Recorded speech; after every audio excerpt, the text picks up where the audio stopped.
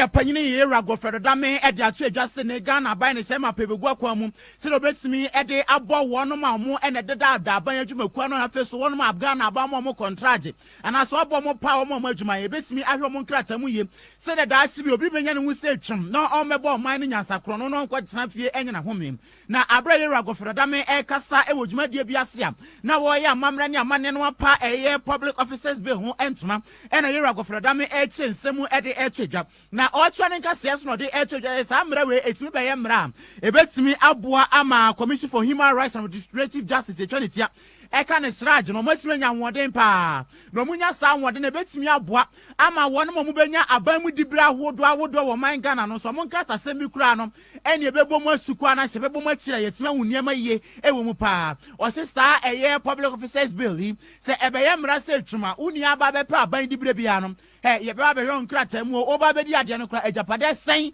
e na wo afesu di ade wi kra ejapade sen no ba be nya de aka ho afesu onkrata sem emu da wo frenchim afesu onfa ho enfrafo abonefo sem bi se de dachi bi ye mebo sukwadu e wo man Ghana ha nam we ene ensem no metintintintim won krata so e betimi aboa ama sene so bi ba be pe dibre kese e wo aban mu am ye betimi akukuru kurusa ne mani nyina etimi akwankan yem na sansem ye yera Godfred Odame etintim ba abonten so na so be kan yen na ewo anopani ndu adwa so abrafada Frederick tenase eno se sasem we de twetwe so ente so otimi ehwemu no obdo masuko ye pa enti onimo bi a onimu mra na afa so ate mra se no betimi ado ase no masuko acheche ne mram eye lawyer erikoku su san etwetwe nkomo bu san se lawyer Ghana aye wo mra pa na kamese sa mra we no afa na eba na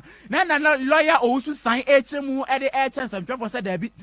mra we wo pa na kamese Ghana ha no mra ne bi wo no ma yemfa nya adwuma na engwe se samra ne de bi ye adwuma no nkebe boa pa lawyer owusu san esan so echiremu esem ene lo emra bebre wo man Ghana ha na samra bebre be wo man Ghana ha na nka ban no ehwa tinitini mu man de samra na ye adwuma enka hu hia kra se ne nkebe go tintintinti mu mra foforo na ye de aba bebo empanyifo bi atie o se sa ase declaration no e wo dadadada se nei se wo ba bedi ade e wo man Ghana ma ye betimi abebo nkrata mu aba bewese nipa sumesi na obenten o wo niema wei o dan say o wa shen say o we e wo ho pa enso so ne Ghana fo bi mo abom fi ta duku ena obi a sori ya no ba bedi ade onya na dwen so bebo nsemu ana so bebo ne nkrata mu asu kontino ne ye hwe ne watere e be wi hye ne nipa kura bo man Ghana nyansa kro no ne wo nya ne hu se twem e wo man Ghana ha nipa make sare nipa o fie baako enso bedi ade be no na me fie nan efie be se num efie be se nsia o wa hyen be se dunia duasa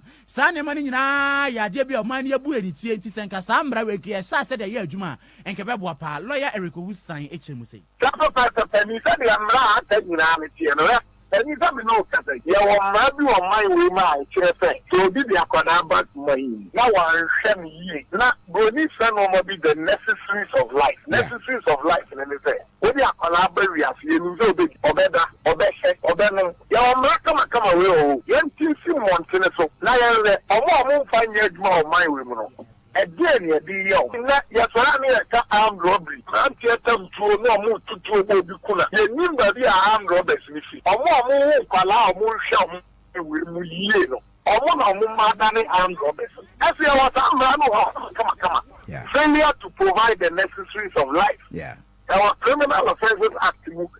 beautiful law implementation zero as I say no your politicians are doing adwuma ni nyina na over yes, you don't want to show up. You don't talk to them, Manasseh. You don't want a pencil. You don't want a eraser. It's a moment there. You will be brave. You will never be brave. Now, sir, I got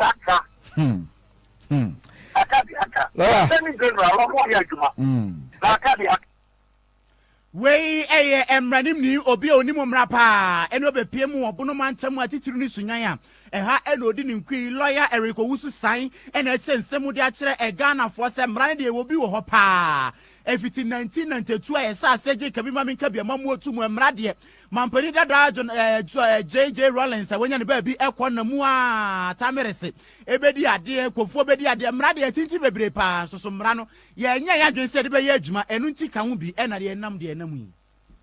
Abusiana no Georgia metre eye July bosome troso dunkuno wa fempimenu ene adronu baako ena yete se ne okopiemu ewo ye Kumasi Asante mantemu a ene Kumasi girls a wo mo ewo senior high school no wo mo eye wo ye kire demonstration ne nyina ne se ene omo pese nkomo kometem na wo mo breki omo na wo mo mra fie emepe bibi eni nanso ye kwakwa se wi akire no ene mpanfa wo mo da school na no wo mo kwan amomamba enti na omo ye kire pa na wo ye kire di penchen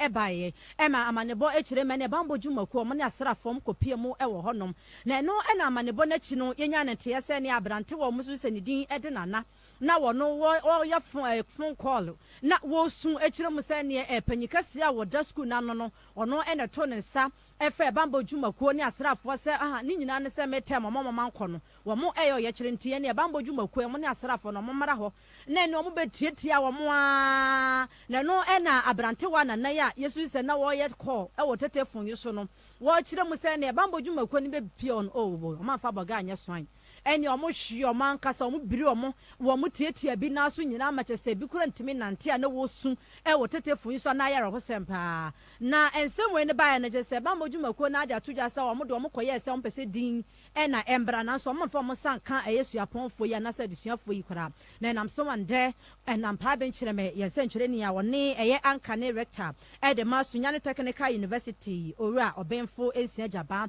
etwetwe nkomo na wo bisa ne se eba aduhia ma odi mu tintima pa na sa anwe we koso ewo eye Kumasi girls no etwaye anase antwaye no na owura ensia editudwa se bi eyesuban ensem fata enti wo sra so ye omo hye nwumashia so omo fo mo nan ensifamu na wo mo nyehwehwem bi edi se fata ensem bi eso omo ka no wo mo enye nka na dache no ankofa wo ye ne bi ya fa ambre ye ntie ne nsem no evi sani atie ne me felice ma bi mu no de entwaye say no who say nkwara this time.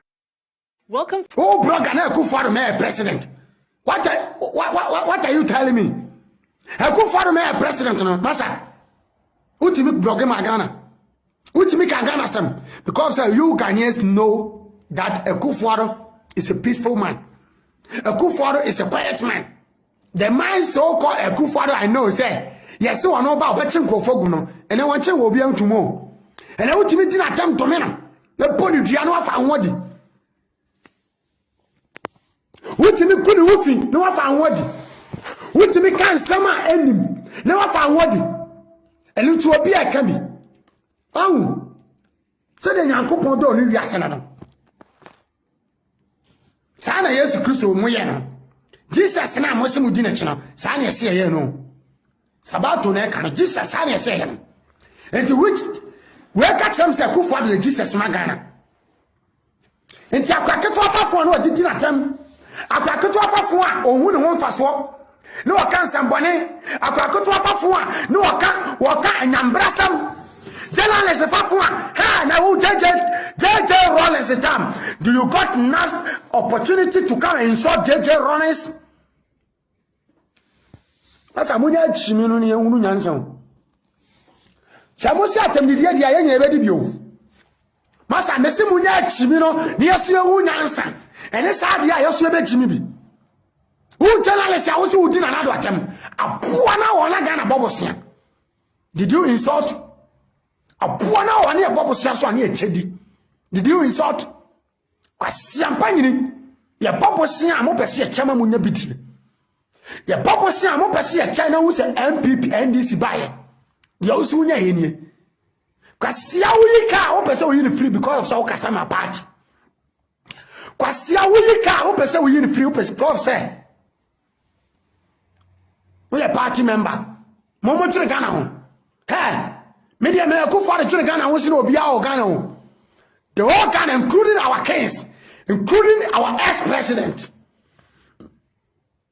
Nasa, mamon kan cham say free education nya hwe. I mean, Mikobia, come a chow what to want. Mikobia got a real fight for Ghana, no, Cabecha, what to walk a can. Minister Bato, I'm a tear, the money I cook for them.